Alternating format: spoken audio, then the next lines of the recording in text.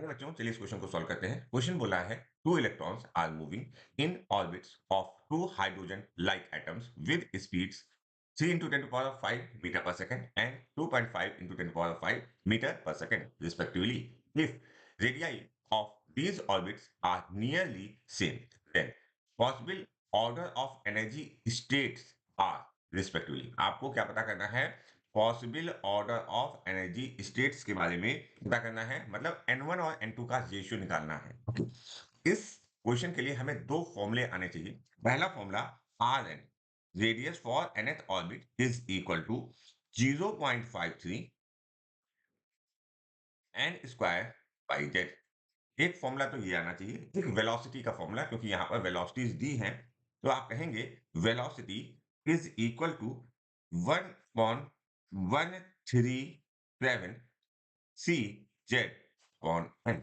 ये दो फॉर्मूले आपको आने चाहिए। ओके, तो यहाँ पर देखिए, अगर हमको रिलेशन फाइंड आउट करना है आर और वी के बीच में, ओके, तो यहाँ पर हम देख सकते हैं कि R N is equal to 0.53। 0.53 जो टर्म है that is an constant term, और जेड और एन कांस्टेंट नहीं है। और इस क्वेश्चन में एक और बात बोली गई है, if radius of these orbits are nearly same, means यहां से आप कह सकते हो कि R1 is equal to R2।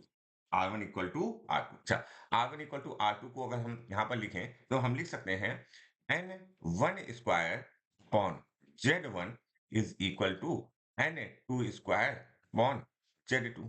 एक इंपॉर्टेंट बात, अच्छा, यहां से हम Z1 अपॉन Z2 निकाल लेते हैं क्योंकि हमको आगे जरूरत पड़ेगी।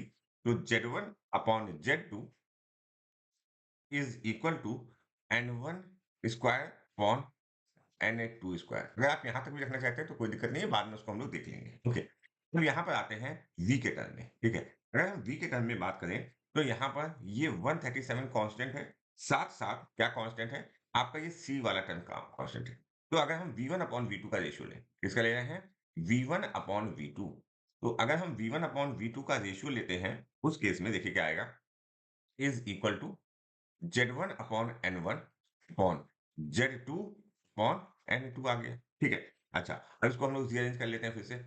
Z1 अपॉन Z2, ओके, ये N1 नीचे आ जाएगा और N2 ऊपर चला जाएगा, तो that value comes to be N2 upon N1। अच्छा देखो, आपको N1 N2 चाहिए, ठीक है, और यहाँ पर Z1 Z2 भी दिया हुआ है, तो Z1 Z2 को हम रिप्लेस कर देंगे किससे?